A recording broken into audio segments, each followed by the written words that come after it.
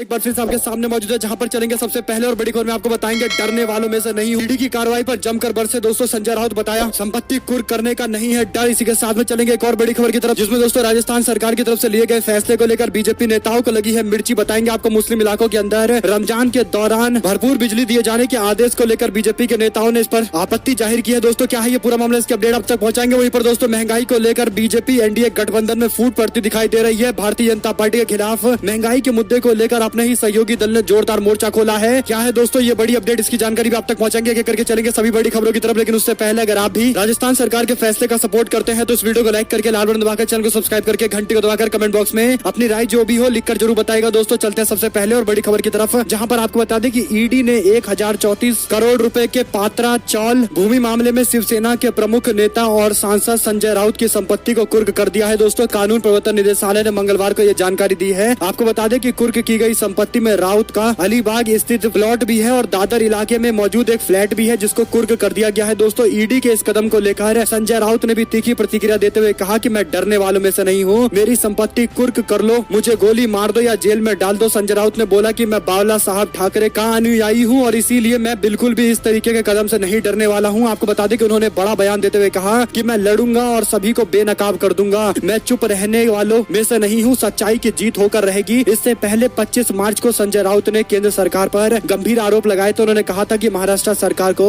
बदनाम करने के लिए केंद्रीय एजेंसी और भारतीय जनता पार्टी साठ गांठ में लिप्त है। यह घटनाक्रम अगले वर्ष होने वाले बीएमसी के इलेक्शन से जोड़कर देखा जा रहा है। दोस्तों कुल मिलाकर फ्लैट भूखंड खरीदने के मामले को लेकर ये जो कार्रवाई की जा रही है, इस पर कई सारे सवाल खड़े हो गए हैं। चलते हैं एक और बड़ी अपडेट की तरफ, जहां पर राजस्थान के जोधपुर के अंदर अशोक गहलोत सरकार की तरफ से एक आदेश जारी किया गया है। यहाँ पर बिजली विभाग के निर्देश दिए गए हैं कि मुस्लिम इलाकों के अंदर बिजली कटौती नहीं करनी चाहिए। इस महीने की शुरुआत के साथ ही रमजान की भी शुरुआत हो गई है दोस्तों, और ऐसे में गर्मी के मौसम में राज्य सरकार ने ये फैसला दिया है कि सभी रोजेदारों के लिए बिजली विभाग ये सुनिश्चित करे कि बिजली की कटौती ना हो। राजस्थान के बिजली विभाग की तरफ से दोस्तों ये जानकारी दी गई है और सभी डिस्कॉम कंपनियों को यह आदेश दे दिया गया है कि इस तरीके से शासन का आदेश है कि बिजली की कटौती नहीं होनी चाहिए, बिना रुकावट के लोगों को लगातार बिजली मिलती रहनी चाहिए। ये आदेश जारी होने के बाद बीजेपी के लोग इसका विरोध करते दिखाई दे रहे हैं। भाजपा के लोग इसको तुष्टिकरण की राजनीति बता रहे, जबकि कांग्रेस पार्टी ने कहा कि 24 घंटे बिजली देना राज्य सरकार का अधिकार, राज्य सरकार की जिम्मेदारी है और इसीलिए राज्य सरकार ने ये सुनिश्चित करने के आदेश दे दिए हैं। इसमें कुछ भी गलत नहीं है, लेकिन भाजपाइयों को इसमें भी गलत लगता है। दोस्तों 24 घंटे बिजली भी गलत लग रहा है। आप लोग इस पर क्या कुछ कहना चाहेंगे, लिखकर जरूर बताइएगा। चलते हैं एक और बड़ी खबर की तरफ, जहां पर सोनिया गांधी से निराश अहमद पटेल के बेटे ने बड़ा फैसला लेने के संकेत दे दिए हैं। आपको बता दें कि एक समय कांग्रेस पार्टी की फर्स्ट फैमिली के सबसे करीबी और पार्टी के चाणक्य माने जाने वाले अहमद पटेल बड़े बड़े फैसले लिया करते थे, आला कमान के काफी करीबी हुआ करते थे। लेकिन जब से उनकी मृत्यु हुई है तब से गुजरात के अंदर कांग्रेस पार्टी से बड़ी जिम्मेदारी का वेट कर रहे अहमद पटेल के बेटे ने एक ऐसा बयान दिया है जिसको लेकर कांग्रेस पार्टी में अब एक बार फिर से सवाल खड़े हो जाएंगे। दोस्तों आपको बता दें कि आम आदमी पार्टी लगातार गुजरात में अपने पांव पसारती जा रही है और इसी कड़ी में दोस्तों आम आदमी पार्टी में क्या शामिल होने को लेकर संकेत दिए हैं अहमद पटेल के बेटे फैजल पटेल ने। दरअसल दोस्तों उन्होंने ट्वीट करते हुए कहा कि tired of waiting around, no encouragement from the top brass, keeping my options open. इस तरीके से उन्होंने ट्वीट किया है, यानी इंतजार करते करते थम चुका हूँ, आला कमान से कोई प्रोत्साहन नहीं मिला है, मैं अपना विकल्प खुला रखता हूँ। उन्होंने ये जो बातें कही है कहीं न कहीं कांग्रेस पार्टी के आला कमान को संकेत दे दिए हैं कि अगर उसी तरीके से चलता रहा और उनको कोई बड़ी जिम्मेदारी गुजरात के अंदर नहीं दी गई तो कांग्रेस पार्टी से अलग रास्ता भी तय करने के लिए वो तैयार है, क्योंकि उन्होंने अपने ऑप्शन ओपन कर रखे हैं। दोस्तों ऐसा नहीं है कि केवल कांग्रेस पार्टी में रहेंगे, दूसरे विकल्प भी तलाशेंगे। उन्होंने कहीं न कहीं स्पष्ट तौर पर कांग्रेस पार्टी के आला कमान को ये संकेत दे दिया है। इस पर आप लोग क्या कुछ कहना चाहेंगे, लिखकर जरूर बताएगा। साथ साथ आपको बता दें कि तेल के बढ़ते दामों को लेकर भारतीय जनता पार्टी और एनडीए गठबंधन में ही आपसी विवाद देखने को मिल रहा है। तेल के बढ़ते दामों से लोग बाग परेशान है दोस्तों, और इसीलिए भारतीय जनता पार्टी की सरकार पर जोरदार दबाव बनाने लगी है उसकी ही सहयोगी पार्टी जनता दल यूनाइटेड के मुख्य महासचिव त्यागी ने कहा कि केंद्र सरकार को इस दिशा में कदम उठाए जाने की जरूरत है। डीजल, पेट्रोल, एलपीजी के दाम लगातार बढ़ रहे हैं, इसका असर आम जनता पर भी पड़ रहा है। बड़ी बात यह है कि एनडीए गठबंधन को जो समर्थन करते हैं, जो वोटर है, उन पर भी इसका काफी बुरा असर पड़ रहा है, जिससे पार्टी के और उसके गठबंधन को आने वाले चुनावों के अंदर और दिक्कतों का सामना करना पड़ सकता है। अगर इसी तरीके की स्थिति बनाए रखी जाती है तो इसमें बदलाव जरूरी है। इस तरीके से भारतीय जनता पार्टी के सहयोगी दल ने बीजेपी को सलाह दी है और इस पूरे मामले पर कार्रवाई करने के लिए कहा है, यानी गैस, डीजल, पेट्रोल के दाम कम करने के लिए, जनता को राहत पहुंचाने के लिए बीजेपी पर दबाव बनाया जा रहा है। दोस्तों इसी बीच आपको बता दें कि कम से कम बिहार के अंदर जेडीयू की सरकार है तो उनको भी टैक्स कम कर देना चाहिए पेट्रोल, डीजल, गैस से, ताकि जनता को थोड़ी राहत पहुंचे और नरेंद्र मोदी बीजेपी का घर एनडीए गठबंधन के नेताओं से फीडबैक मिलने का इंतजार है गैस और पेट्रोल डीजल के दाम कम करने के लिए, तो वो भी अब सामने आ रहा है। तो कम से कम नरेंद्र मोदी को पेट्रोल डीजल के दामों को बढ़ने से रोकना चाहिए दोस्तों, क्योंकि हर दिन लगभग 1 रुपए दाम बढ़ जा रहे हैं। कुल मिलाकर चुनाव से लेकर अब तक 10 रुपए से ज्यादा दाम पेट्रोल डीजल पर बढ़ चुके हैं, जो अपने आप में मोदी सरकार को लेकर कई सारे और भी सवाल खड़े कर देती है दोस्तों। इसी बीच मध्य प्रदेश के अंदर एक ऐसा आदेश जारी किया गया जिसके कारण कांग्रेस पार्टी के अंदर ही विवाद खड़ा हो गया दोस्तों। आपको बताते चले कि मध्य प्रदेश कांग्रेस के द्वारा एक नोटिस जारी किया गया जिसको लेकर हंगामा है। कांग्रेस पार्टी के सभी जिला अध्यक्षों से कहा गया कि रामनवमी पर सुंदरकांड और हनुमान जयंती पर हनुमान चालीसा का पाठ कराए। इससे कांग्रेस पार्टी में बवाल खड़ा हो गया है। कांग्रेस पार्टी के विधायक आरिफ मसूद ने ऐतराज जताते हुए कहा कि इसे कांग्रेस पार्टी की विचारधारा के खिलाफ माना जा रहा है। प्रदेश कांग्रेस कमेटी ने 2 अप्रैल को यह पत्र जारी किया था जिसने आने वाले दिनों के अंदर रामनवमी और हनुमान जयंती के मौके पर धार्मिक आयोजन करने के लिए कहा था। बताया गया है कि हनुमान जयंती पर प्रदेश कांग्रेस के अध्यक्ष कमलनाथ छिंदवाड़ा में रहेंगे और प्रदेश भर के अंदर उनका संदेश प्रसारित किया जाएगा। ये कांग्रेस पार्टी का सॉफ्ट हिंदुत्व वाला नीति है दोस्तों, जिसको लेकर पार्टी के अंदर से ही कई सारे सवाल खड़े हो गए हैं। इसी बीच आपको बताते चले कि रमजान में दिल्ली के अंदर जल बोर्ड मुस्लिम कर्मचारियों को देगा शॉर्ट लीव। रमजान के कारण एक छोटी सी छुट्टी दी जाएगी पूरे काम के बीच में। इसको लेकर दोस्तों फैसला लिया गया था, लेकिन इस फैसले को बदल दिया गया है। आपको बता दें कि दिल्ली जल बोर्ड ने अपने मुस्लिम कर्मचारियों को रमजान के दौरान शॉर्ट लीव दिए जाने का फैसला किया था। इस फैसले में कहा गया था कि रमजान के दिनों में 3 अप्रैल से 2 मई तक शॉर्ट लीव यानी रोजाना 2 घंटे छुट्टी दी जाएगी। लेकिन दोस्तों अचानक से इस फैसले को बदल दिया गया है। इस पर आप लोग क्या कुछ समझते हैं, किसका दबाव था? एक और जानकारी की माने तो आरएसएस पर पथ संचालन के दौरान फूलों की बारिश करने वाले मुस्लिम डॉक्टर को पड़ गया भारी। अपने ही लोगों ने कर दिया दोस्तों बहिष्कार। आपको बता दें कि उत्तर प्रदेश के मुरादाबाद के अंदर राष्ट्रीय स्वयंसेवक संघ के पथ संचालन के दौरान राष्ट्रीय स्वयंसेवक संघ से जुड़े हुए लोग दोस्तों एक मार्च निकालते हैं, जिस दौरान बीजेपी के लोग भी ज्यादातर मौजूद रहते हैं। और इस दौरान डॉक्टर मोहम्मद निजाम ने उन लोगों का स्वागत करते हुए फूल की बारिश की, जिसके बाद अपने ही समाज ने पूरी तरीके से बहिष्कार करने का ऐलान कर दिया। आपको बता दें कि नाराज होकर फतवे जारी करने की भी जानकारी सामने आ रही है दोस्तों। इस पूरे मामले को लेकर एक व्यक्ति को गिरफ्तार किया है, इमरान नाम के व्यक्ति को गिरफ्तार किया है फतवा जारी करने के आरोप में। इसी के साथ में आपको बता दें कि कमलनाथ के नेतृत्व में ही कांग्रेस पार्टी मध्य प्रदेश का चुनाव लड़ेगी। इसको लेकर अब पूरा खुलासा हो चुका है। पार्टी ने कमलनाथ को सेंटर में रखकर ही चुनाव की रणनीति बनाने का फैसला लिया है। इसी के साथ में मेरे पिता और अंबेडकर की तस्वीरों को सड़कों पर फेंका गया। घर खाली करने के दौरान जो तस्वीरें देखने को मिली, जो पिक्चर देखने को मिला, ये काफी भयावह फोटो थी। इस तरीके से चिराग पासवान ने अपने पिता के पुराने घर को खाली कराने के जो तरीके इस्तेमाल किए गए थे उसका जोरदार विरोध भी किया है। इस पर नाराजगी भी जाहिर की है और बता दिया कि किस तरीके से उनको परेशान करने के लिए हर संभव कोशिश की जा रही है और इसी के कारण उनको इस तरीके से परेशान किया गया है कि बंगला खाली करने के लिए उनके घर से जो तस्वीरें बाबा साहब अम्बेडकर की मूर्तियां थी सभी को निकाल कर बाहर फेंक दिया गया। इसी के साथ में समाजवादी पार्टी ने ट्वीट करते हुए कहा कि बाबा के बुलडोजर का कमाल, चौबेपुर में लेखपाल को नहीं मिली घूस तो बुलडोजर से गिरा दिया गरीब दलित का घर। यानी इस तरीके से बुलडोजर का दुरुपयोग किया जा रहा है दोस्तों। वहीं आपको बता दें कि भाजपा को चंदा देने वाले लोग काफी खुश दिखाई दे रहे हैं और इसीलिए दोस्तों 720 करोड़ रुपए का चंदा अकेले बीजेपी के खाते में आया है। आपको बता दें कि एसोसिएशन फॉर डेमोक्रेटिक रिफॉर्म ने हाल ही में प्रकाशित की गई अपनी रिपोर्ट में कहा कि सत्तारूढ़ भारतीय जनता पार्टी ने वित्त वर्ष 2019-20 के दरमियान सबसे ज्यादा चंदा इकट्ठा किया है। बीजेपी को 720 करोड़ रुपए का चंदा मिला है दोस्तों। साथ ही जब 2019 के लोकसभा चुनाव हुए थे तब राष्ट्रीय दलों को ज्यादा कॉर्पोरेट फंडिंग भी देखने को मिली थी। यह फंडिंग 921 करोड़ रुपए की गई थी। इससे पहले लोकसभा चुनाव 2014-15 के अंदर 573 करोड़ रुपए दिए गए थे। ये जानना दिलचस्प है कि 2019-20 के अंदर राजनीतिक दलों के कॉर्पोरेट फंडिंग में कुल मिलाकर 91% फंडिंग हुई है दोस्तों। और ऐसे में एसोसिएशन फॉर डेमोक्रेटिक रिफॉर्म ने अपने स्टडी में सत्तारूढ़ भारतीय जनता पार्टी के अलावा जिन दलों को शामिल किया है उसमें Congress party, CPI, NCP, TMC का नाम है दोस्तों। एडीआर की रिपोर्ट में कहा गया है कि सभी दलों में से अकेले बीजेपी को 2025 करोड़ के कॉर्पोरेट करदाताओं में से कुल मिलाकर 720 करोड़ रुपए का चंदा मिला है, जबकि कांग्रेस पार्टी को 154 करोड़ रुपए का दोस्तों और एनसीपी को 36 करोड़ रुपए का चंदा मिला है। यानी आप समझ सकते हैं कि बड़े बड़े कॉर्पोरेट घरानों का कौन फेवरेट है। भारतीय जनता पार्टी को लेकर काफी ज्यादा उद्योगपतियों का प्रेम उमड़ रहा है दोस्तों। कहीं न कहीं इस बात को लेकर ये स्पष्ट माना जा सकता है कि देश भर के अंदर राजनीति लगातार महंगी होती जा रही है और कहीं न कहीं एक पॉलिटिकल लिंकेज भी बन चुका है और ये और ज्यादा दोस्तों गहराता जा रहा है। यानी देश की डेमोक्रेसी के लिए एक तरीके का खतरा भी है। वहीं पर आपको बताते चले कि अजान मुद्दे का हल जोर जबरदस्ती से नहीं, सभी को विश्वास में लेकर किया जाएगा। सीएम बोम्मई ने ये बयान दिया है। कर्नाटक के मुख्यमंत्री बसवराज बोम्मई ने कहा कि अजान के मुद्दे पर जोर जबरदस्ती से नहीं बल्कि सभी के विश्वास को लेकर मामले को हल किया जाएगा। कुछ दक्षिणपंथी संगठनों और भारतीय जनता पार्टी के नेताओं ने मस्जिदों से लाउड स्पीकर इस्तेमाल पर रोक लगाने के आह्वान को लेकर कई सारे इलाकों के अंदर लोगों को परेशानी होती है, इस तरीके के दावे किए, जिस पर बोम्मई ने बयान देते देते हुए कहा कि सभी लोगों के साथ बैठकर फैसला लिया जाएगा, एक तरफा फैसला किसी को दबाव में डालने के लिए नहीं लिया जाएगा। इसी के साथ में दोस्तों लाउड स्पीकर के विवाद के मामले को लेकर महाराष्ट्र नवनिर्माण सेना ने कहा कि हमने कभी भी अपना सिद्धांत चेंज नहीं किया था। उद्धव ठाकरे को इसको लेकर अपना स्टैंड क्लियर करना चाहिए। सच दोस्तों झारखंड के अंदर चढ़ा सियासी पारा, झारखंड मुक्ति मोर्चा से सहयोगी दल कांग्रेस पार्टी है नाखुश, सक्की सुई भारतीय जनता पार्टी की तरफ है। दोस्तों झारखंड कांग्रेस और झारखंड मुक्ति मोर्चा के बीच में बातें नहीं बन पा रही है, लिहाजा पार्टी के CLP और PCC और तमाम बड़े नेता झारखंड से सीधा दिल्ली दरबार में पहुंचे हैं दोस्तों, जहां पर पार्टी के आला कमान से बातचीत की जा रही है। मुख्यमंत्री हेमंत सोरेन बजट सत्र में कह चुके हैं कि उनकी सरकार स्थिर है, उसको कोई खतरा नहीं है, लेकिन इस दौरान कांग्रेस पार्टी की नाराजगी देखने को मिल रही है दोस्तों। इसके साथ में ठाकरे बनाम ठाकरे कराकर भारतीय जनता पार्टी महाराष्ट्र के अंदर फायदा लेना चाहती है क्या दोस्तों? ये सवाल इसलिए खड़ा हुआ है क्योंकि राज ठाकरे ने जो बयान हाल फिलहाल के अंदर दिया था वो आपने देखा था। इसके बाद किस तरीके से कंट्रोवर्सी सामने आई थी और अब भारतीय जनता पार्टी के नेताओं ने खुलकर मुलाकात करनी भी शुरू कर दी है। आपको बताते चले कि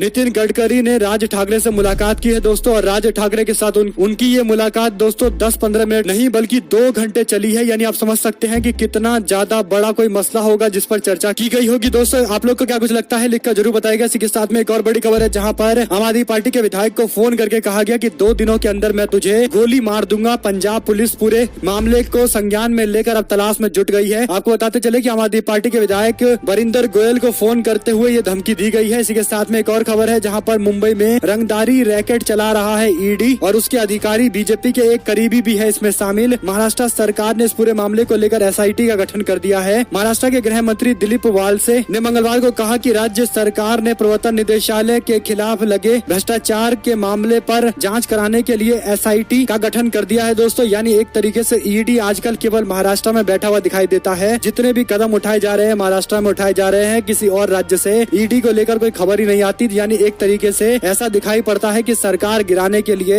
एक प्रोजेक्ट हाथ में लेकर काम किया जा रहा है। जिस तरीके से विपक्षी पार्टी ने भी आरोप लगाए हैं उसमें कहीं न कहीं कुछ जोर कुछ बल देखने को मिलता है। इस पूरे मामले पर अब ईडी के ही कर्मचारियों अधिकारियों पर शिकंजा कसने के लिए उद्धव ठाकरे सरकार ने बड़ा फैसला कर लिया है दोस्तों और SIT का गठन कर दिया है। जिसके बाद अब देखते हैं इन अधिकारियों को किस तरीके से उद्धव ठाकरे सरकार उनकी पुलिस निशाने पर लेगी। एक और जानकारी है जहां पर सरकार ने YouTube आधारित 18 भारतीय चैनलों को और 4 पाकिस्तानी चैनलों को सस्पेंड कर दिया है, बंद करा दिया है। केंद्रीय सूचना एवं प्रसारण मंत्रालय की तरफ से पिछले साल फरवरी में IT अधिनियम 2021 की अधिसूचना जारी की गई थी, जिसके तहत दोस्तों जितने भी इंटरनेट के प्लेटफॉर्म है जहां पर 5 मिलियन से ज्यादा यूजर्स हैं, उन सभी प्लेटफॉर्म के लिए दिशा निर्देश जारी किए गए थे दोस्तों। और ऐसे में YouTube भी उसमें शामिल है, लिहाजा सरकार की तरफ से एक कदम उठाया गया है। 2021 के अधिनियम का इस्तेमाल करते हुए 18 भारतीय चैनलों और 4 पाकिस्तानी समाचार चैनलों को बंद कर दिया गया है। आपको बताते चले कि मंत्रालय ने कहा कि पिछले साल फरवरी में हमने ये सूचना जारी कर दी थी। इसी के साथ में दोस्तों मंत्रालय ने चैनलों को हटाने को लेकर कहा कि टेम्पलेट और लोगों के साथ साथ उनके समाचार एंकर की तस्वीरों का इस्तेमाल किया जा रहा है ताकि दर्शकों को गुमराह कर यह विश्वास दिलाया जा सके कि खबर प्रमाणिक है। इस तरीके से एजेंसी ने दावा किया है। इसी के साथ में दोस्तों दिल्ली हिंदू महापंचायत के मामले को लेकर पत्रकार और समाचार पोर्टल के ट्विटर पोस्ट को लेकर FIR दर्ज कर दी गई है। राष्ट्रीय राजधानी क्षेत्र दिल्ली के बुराड़ी इलाके के अंदर बीते 3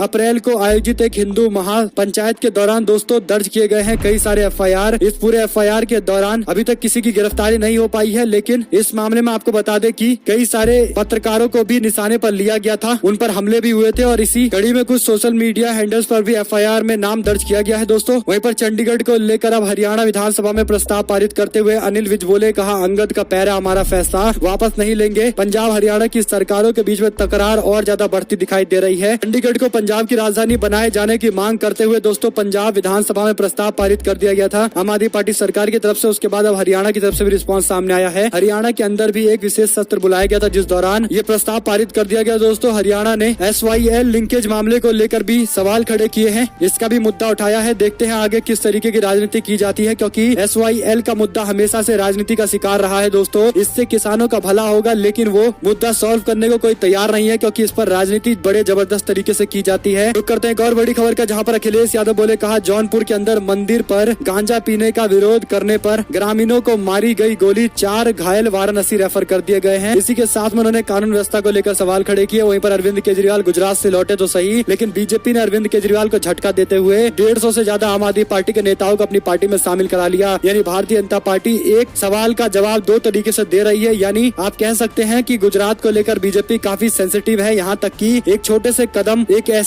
ऐसी खबर जिससे ये प्रतीत हो कि विपक्षी पार्टी को थोड़ा एडवांटेज मिला है, उस तरह की खबरों को भी दबाने के लिए अगले ही मोमेंट कोई बड़ा कदम उठा लिया जाता है दोस्तों। और ऐसे में 150 आम आदमी पार्टी के नेताओं को अपनी पार्टी में शामिल कराकर एक मैसेज मीडिया के माध्यम से दिया गया है। इस पर अरविंद केजरीवाल, आम आदमी पार्टी क्या कुछ कहेगी, आप तक लगातार पहुंचाते रहेंगे। इसी के साथ में जयंत चौधरी का बयान, कहा एक बात का पता नहीं लग पाया कि 5 तारीख आज है, लेकिन यूपी प्रदेश के शिक्षकों ने कितने छुट्टे पशु पकड़े हैं। दरअसल दोस्तों, प्रधानमंत्री नरेंद्र मोदी के बयान को लेकर जयंत चौधरी ने कहा कि एक तो पहले प्रधानमंत्री ने भाषण के दौरान कहा था कि छुट्टे पशुओं की समस्या का समाधान हो जाएगा, लेकिन दूसरी ओर शासन का आदेश जारी करते हुए शिक्षकों को भी पशु पकड़ने के काम पर कई जगह लगा दिए गए। इसके बावजूद 5 तारीख बीत जाने के बाद भी ऐसा नहीं हो पाया। आखिर उत्तर प्रदेश में कितने छुट्टे पशु पकड़े गए हैं, इसकी जानकारी उन्होंने मांगी है। साथ साथ आपको बता दें कि सोनिया गांधी का आह्वान, कहा लोकतंत्र और समाज के लिए कांग्रेस पार्टी का पुनरुद्धार जरूरी है, पार्टी में एकता के लिए हर तरीके के कदम उठाएंगे। वहीं पर तृणमूल कांग्रेस छोड़कर आम आदमी पार्टी में शामिल होने वाले मौजूदा नेता अशोक तंवर के घर पर अभी भी लगा हुआ है दोस्तों उनकी पुरानी पार्टी का पोस्टर बैनर, जिसके बाद एक सवाल जरूर खड़े हुए हैं। इसी के साथ में राहुल गांधी के नाम अपनी संपत्ति करने वाली महिला खुद रहती है पिछले 23 साल से वृद्धाश्रम के अंदर, यानी कांग्रेस पार्टी को लेकर उनके फैसले का जो मामला सामने आया उस पर अब लोग काफी तारीफ भी कर रहे हैं। बुजुर्ग महिला के नाम 50 लाख से ज्यादा की संपत्ति है, उन्होंने सभी का सभी संपत्ति राहुल गांधी के नाम कर दिया है दोस्तों। इसी के साथ में एक और बड़ी खबर है, जहाँ पर श्रीलंका ने ऑस्ट्रेलिया और दूसरे देशों में बंद किए दूतावास, गहराया संकट। आपको बता दें कि श्रीलंका के अंदर क्राइसिस और ज्यादा बढ़ती जा रही है दोस्तों। श्रीलंका की सरकार के हर मंत्री ने रविवार को अपना इस्तीफा दे दिया, केवल राष्ट्रपति और उनके बड़े भाई ने अपना इस्तीफा नहीं दिया था। धीरे धीरे करके इस्तीफे का दौर जारी है, तो माना जा सकता है कि जल्द ही उन लोगों का भी इस्तीफा सामने आ जाएगा। कुल मिलाकर दुनिया भर के अंदर पेट्रोल डीजल के दामों में वृद्धि लगातार हो रही है। कारण आप लोग जानते हैं, कोरोना है, दूसरी ओर यूक्रेन के साथ युद्ध चल रहा है, सप्लाई चेन में कुछ ज्यादा दिक्कतें देखने को मिल रही है। और इससे बड़ी बात यह कि सरकारें अपनी जनता को राहत पहुंचाने के लिए पेट्रोल और डीजल पर लगने वाले टैक्स को भी कम करने को तैयार नहीं है। जनता को राहत पहुंचाने का ये एक बड़ा तरीका हो सकता है कि उस पर लगने वाले टैक्स को कम किया जाए। लेकिन दोस्तों, ना तो भारत के अंदर और ना श्रीलंका जैसे देश के अंदर भी टैक्स कम किए गए हैं, जिसके बाद इस तरीके की क्राइसिस श्रीलंका में देखने को मिल रही है। वहीं आपको बताते चले कि राज्यसभा में दिल्ली नगर निगम विधेयक पेश किया गया दोस्तों। अमित शाह ने कहा कि दिल्ली सरकार एमसीडी के साथ सौतेला व्यवहार कर रही है। वहीं पर मदरसा शिक्षा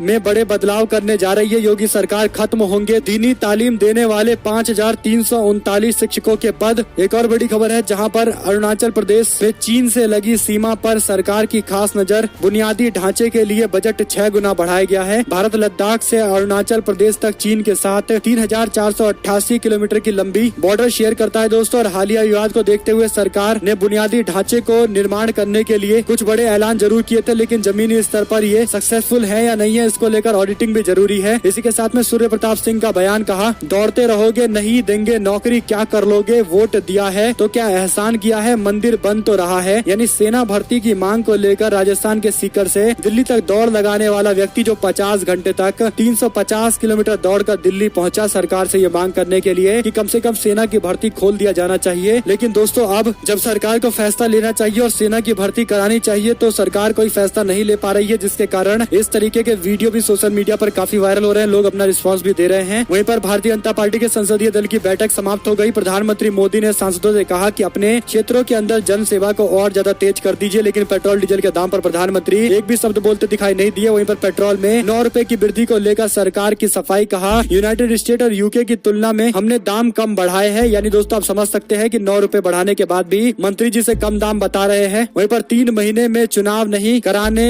के बयान से पलटा पाकिस्तान चुनाव आयोग, कहा हमने ऐसा कभी नहीं बोला दोस्तों। यानी एक तरीके से इमरान खान ने अपना इस्तीफा दिया है और ऐसे में 90 दिनों के अंदर चुनाव होंगे पाकिस्तान के कॉन्स्टिट्यूशन के हिसाब से। तो इन 90 दिनों को लेकर सभी विपक्षी पार्टी तैयारियां कर रही है, लेकिन बड़ी बात यह है कि उनके सुप्रीम कोर्ट में यह मामला है, सुप्रीम कोर्ट कुछ फैसला लेगा। जो भी अपडेट आती रहेगी आपसे लगातार पहुंचाते रहेंगे। इसी के साथ में बिहार के अंदर एमएलसी चुनाव के नतीजे बढ़ा सकते हैं भाजपा जेडीयू की तकरार, राष्ट्रीय जनता दल इस पूरे मामले पर गढ़ाई हुई है नजर दोस्तों। देखते हैं क्या फैसला भाजपा और जेडीयू के नेता लेते हैं, उसी तरीके से उसी फैसले के हिसाब से राष्ट्रीय जनता दल भी अपना आगे का कदम उठाएगा दोस्तों। कुल मिलाकर बिहार में एनडीए गठबंधन पूरी तरीके से मजबूत नहीं है। इसका खुलासा तभी हो गया था जब भारतीय जनता पार्टी के एक सहयोगी दल के तौर पर समर्थन दे रहे विकासशील इंसान पार्टी के अपने ही पार्टी में टूट हो गया दोस्तों। 3 विधायक शामिल हो गए भारतीय जनता पार्टी में, यानी एक तरीके से एनडीए गठबंधन में अपने एक दूसरे पर ही कोई विश्वास दिखाई नहीं पड़ता है। यही बड़ा कारण है कि आने वाले दिनों के अंदर भी आप देखेंगे कि जेडीयू बीजेपी के अंदर तकरार और ज्यादा बढ़ती रहेगी। आगे जो भी अपडेट आती रहेगी आप लगातार पहुंचाते रहेंगे। आप हमारे साथ लगातार जुड़े रहे, अंत तक हमारे साथ बने रहे, इसलिए आप सभी लोगों का बहुत बहुत धन्यवाद। आप लोग देख रहे थे आपका अपना चैनल जय हिंद जय भारत।